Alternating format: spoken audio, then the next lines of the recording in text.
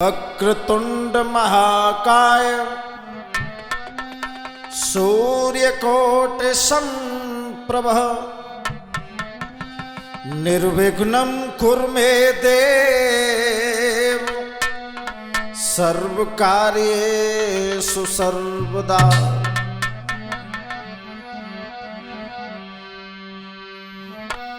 जय परमेश्वर परम प्रभु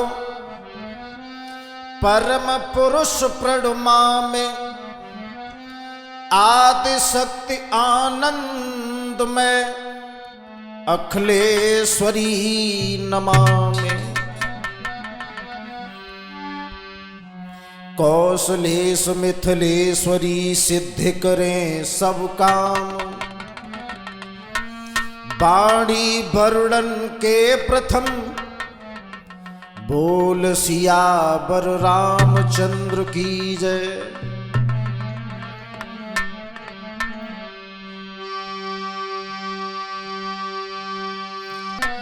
आदरणीय उपस्थित हमारे समस्त श्रोता बंधु, आज हम साहिल कैसेट कंपनी के द्वारा आप लोगों तक एक नवीन प्रोग्राम पहुंचाने के लिए जा रहे हैं। जरा गौर करें।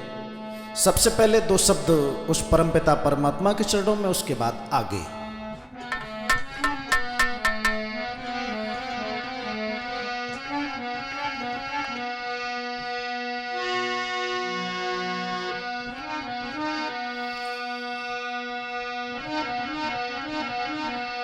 कि मेरी तेरा सोना जी गिरधारी हर मोई आशा लगी तुम्हारी।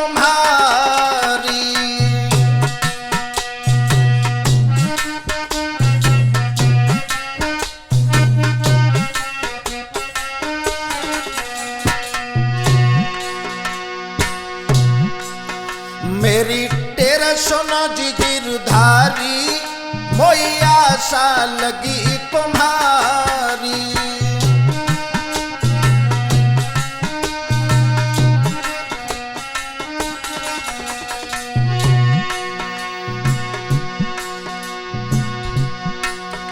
अरे जब जब भीड़ पड़ी भगतन पे,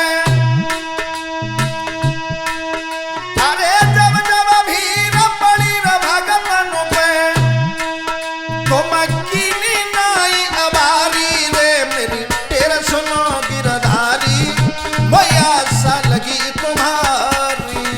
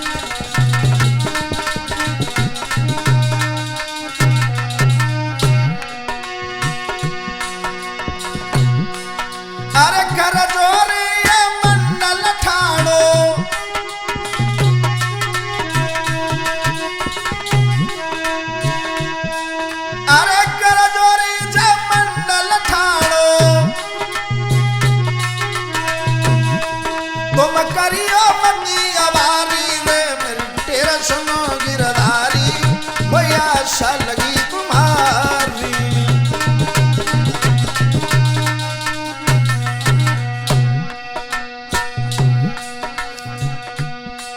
मेरी टेरा सुनो गिरधारी, वही आशा लगी तुम्हारी।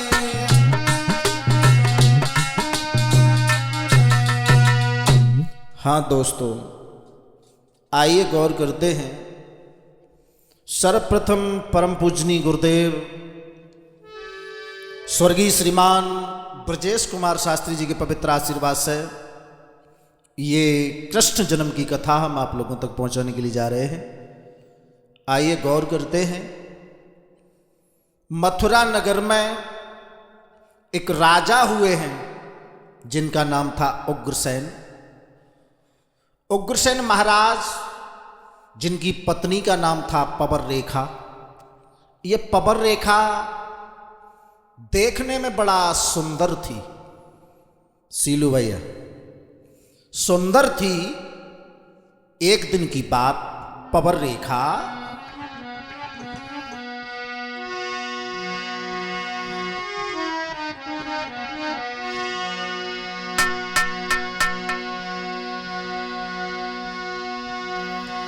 के सुंदर रूप विशेष बढ़े यदि केश बरे को बरना। देखन में बड़ी मलू करे वो लगे लड़किनी छोना।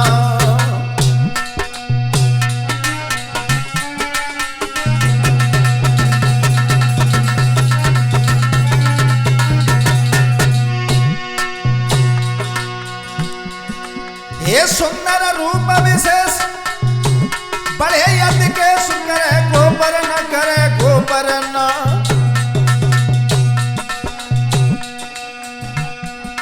देखन में बड़ी मलू करे के लले लड़किनी जोना। और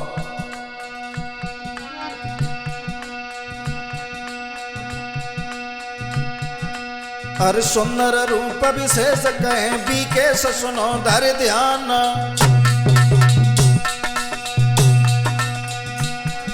मेरी कथा बढ़े जो अंगार रे बीकेश करे जो बरना।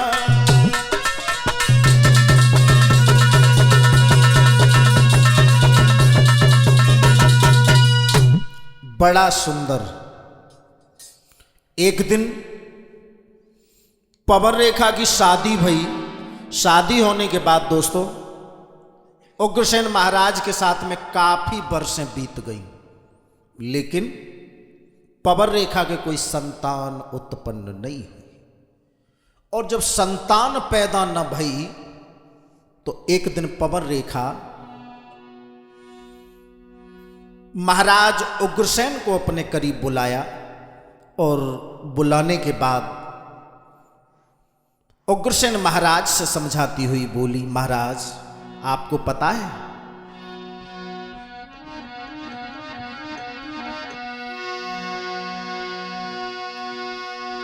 भरी गए आँखिन में नीर बंधे नहीं धीर रोई गई रानी।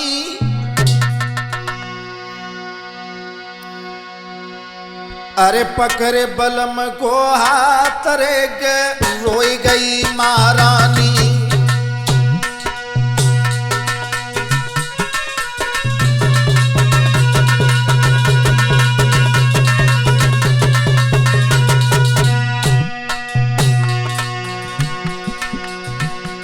महाराज भर गए आँखिन में नीर बंधे नहीं धीर रोई गई रानी, रोई गई रानी।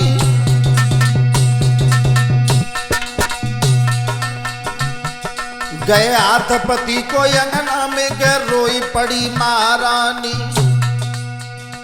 महाराज कोई तुमको निबल बताए बांझ कहाए तुम्हारी रानी। मैंने सुना है कोई तुमको निबल कह रहा है, हमें बांझ कह रहा है। महाराज कोई तुमको कोई तुमको निवल बताए बाज का है तुम्हारी रानी। बस इसी बात की चिंता में मेरी सूरत सबको मिलानी।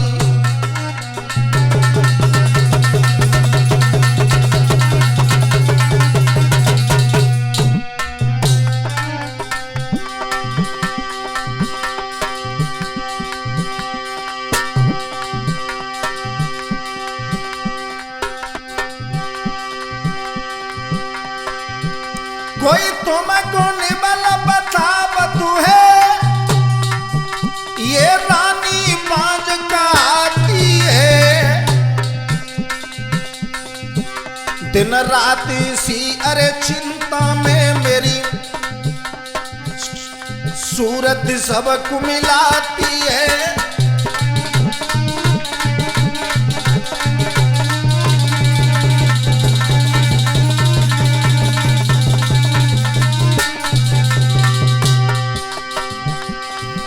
विधना की ऐसी लीला है जो समझ किसी के नहीं आती है।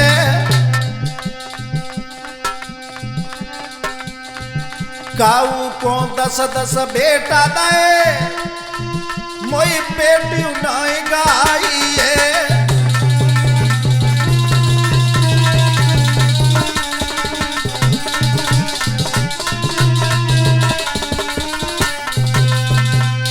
रानी इसी दुख में जब रोने लगी है तो महाराज उग्रसेन ने अपनी पत्नी को समझाया, भद्रे रो नहीं, रोने से कुछ नहीं होगा। पुत्र देना पुत्र न देना, पुत्र देकर के छीन लेना ये तो विधाता की किस्मत है, बात है। लेकिन रानी रोने से कुछ नहीं होगा। इसलिए महारानी हमारी आपसे एक निवेदन है कि तुम रो नहीं।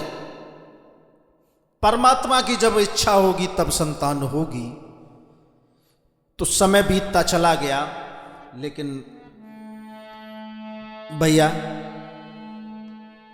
एक दिन की बात महारानी पवन रेखा ने उग्रसेन महाराज से पूछा है, महाराज काफी समय हो गया इस महल में निवास करते करते, मन नहीं लग रहा है, इसलिए हमारी इच्छा है कि हम वन विहार करने के लिए जाएं।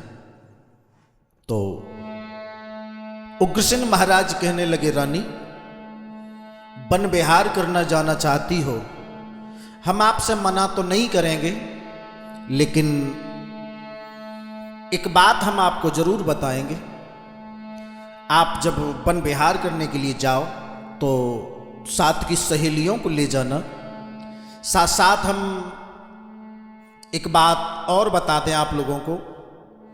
एक प्रमाण तो ये है कि पवन रेखा मथुरा से और वन विहार करने के लिए गई, लेकिन दूसरा प्रमाण दूसरा कभी बोल बैठा, बोला पवन रेखा मथुरा से नहीं बल्कि मथुरा से अपने पिता के यहां गई पवन रेखा, वहां से ये वन विहार करने के लिए गई है। तो महाराज हुआ ऐसा,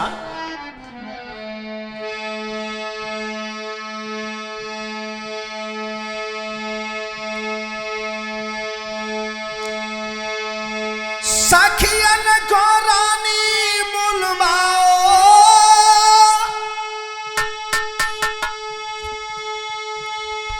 होरी रथुला मां पे मगबाओ। सखियन को रानी साथ लो, फिर घोड़ा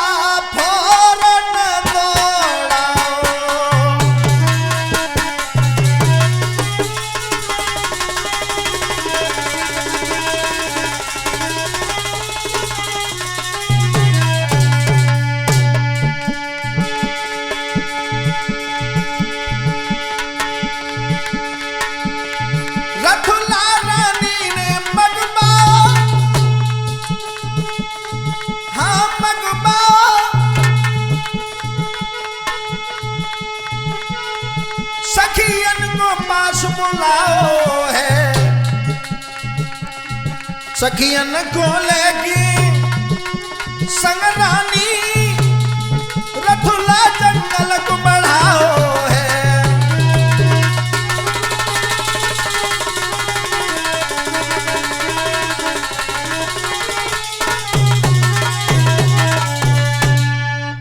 रानी ने साथ की सहेलियों को बुला लिया, 2-4 लड़कियों को, बोले चलो वन विहार करने के लिए चलेंगे।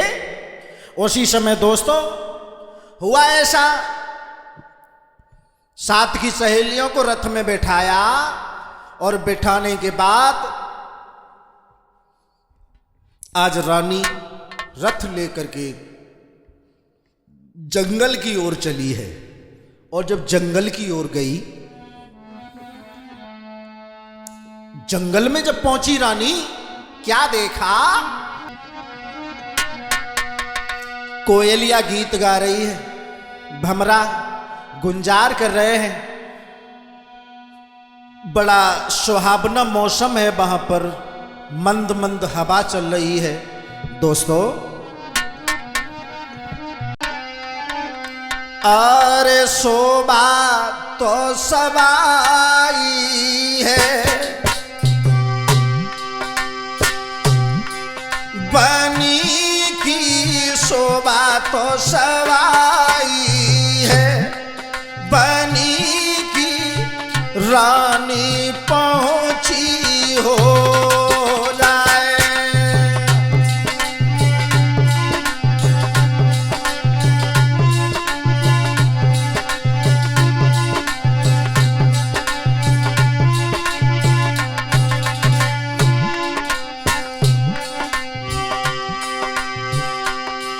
अरे शोभा तो सवाई है, बनी की शोभा कहीं नहीं हो जाए।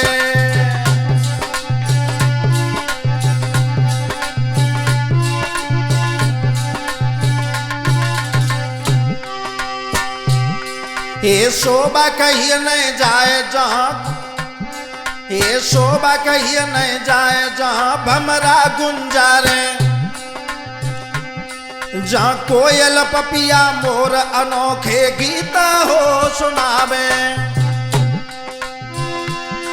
जत बोले मधुरी बानी,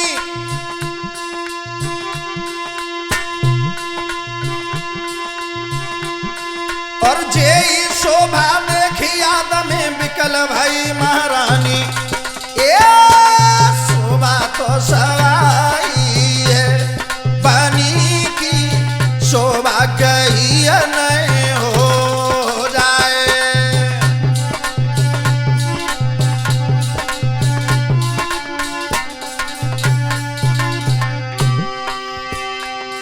अरे पहुंची जंगल बीच, ये पहुंची जंगल बीच के सखियां संग सिधाई, और देख वहां की शोभा सखियां अति हरसाई रे।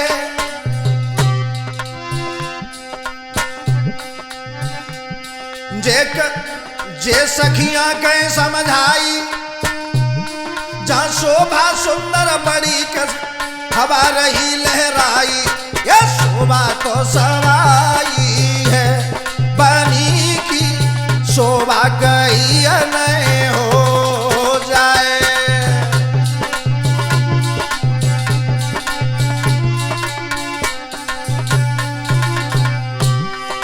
शोभा तो सवाई है, बनी की शोभा कहीं नहीं हो जाए।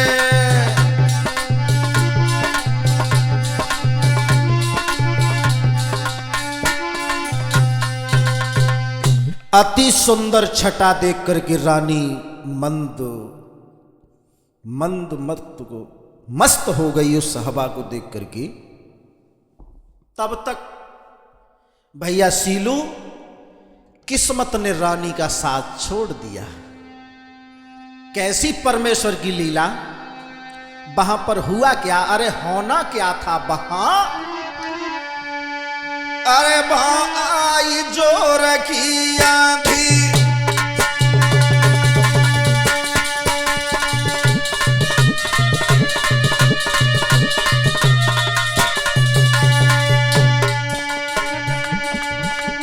अरे पाया जोर की आंधी, सखियां बिछुड़ गई मेरे भाई।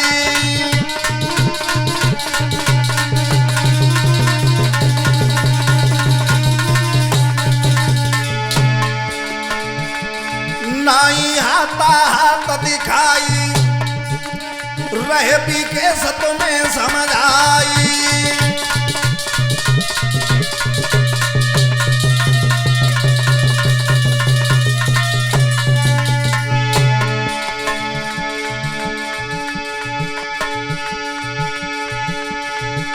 सखियां छूट गई न जंगल में,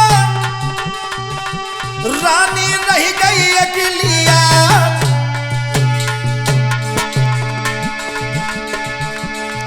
अरे इतने ढूंढे सब सखियन को, नाई बहना पड़े दिखा।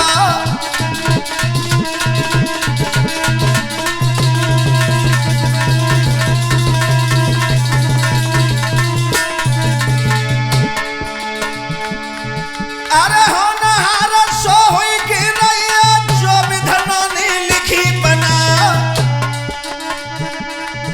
अरे लिखी गुस्सैया गिर नहीं मिटिए, प्रातः करियो लाख उपाय।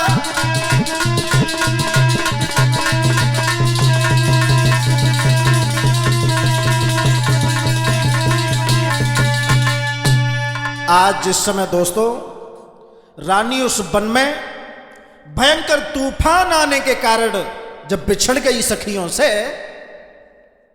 सखियां उस आदि तूफान में रानी पवन रेखा को अकेला छोड़ करके इधर उधर चली गई।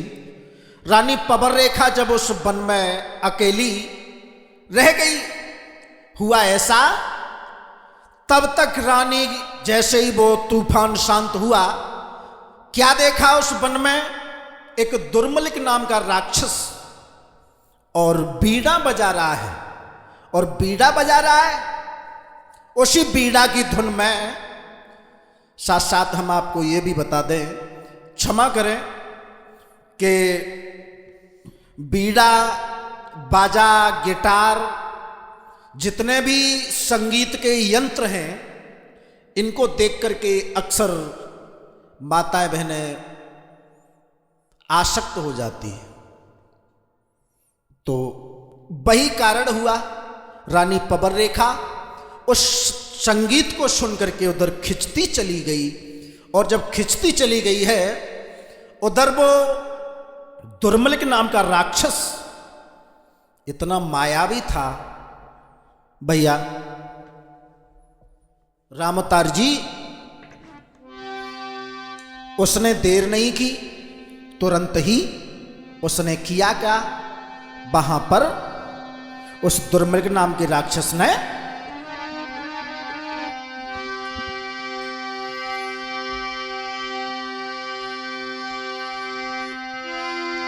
आरे उग्र सैनिको भेष धरी, अरे पास पहुंच गई।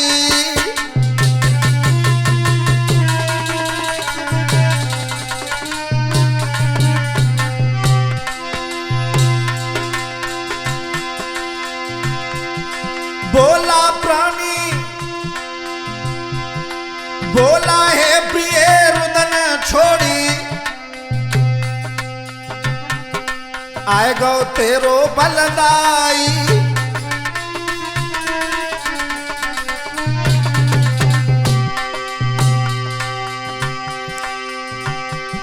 महाराज लिखी सो को है मिटवैया, हो नहर सोई होई विधाता टम ढोल नैया।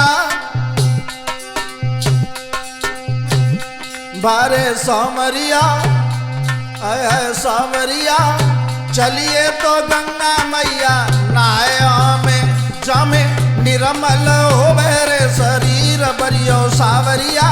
चलिए तो गंगा मैया, नाया में।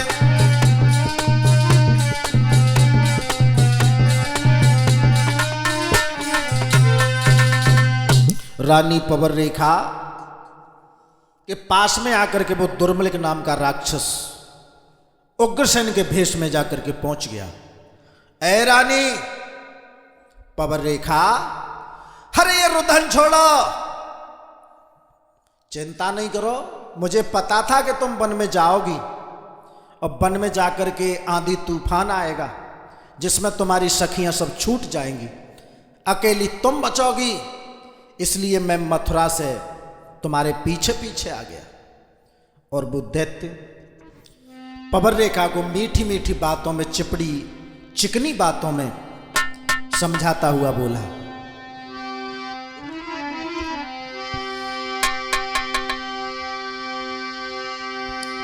बोला है रानी रुदन छोड़ी,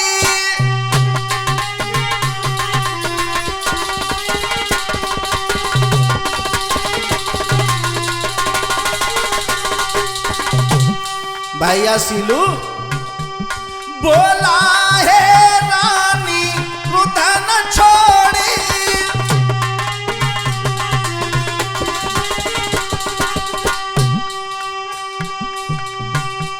हाजिर है तेरा रखवाला, मेरे सामने तुझे देखे,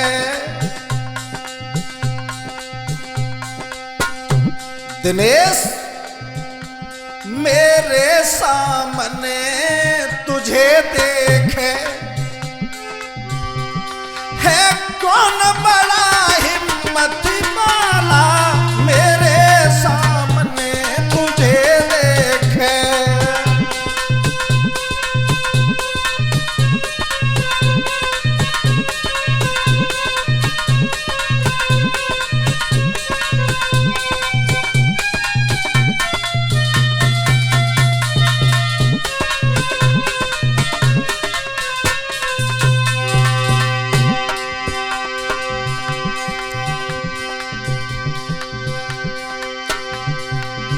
रोना धोना तो बंद करो,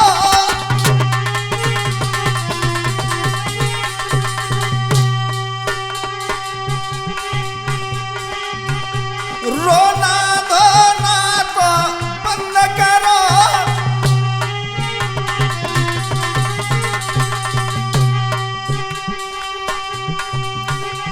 आ गया ये तेरा रखवाला,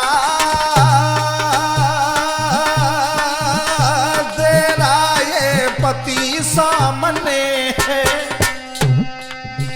क्या बात है, तेरा ये पति सामने है, इसकी इच्छा को पूर्ण करो, तेरा ये पति सामने है।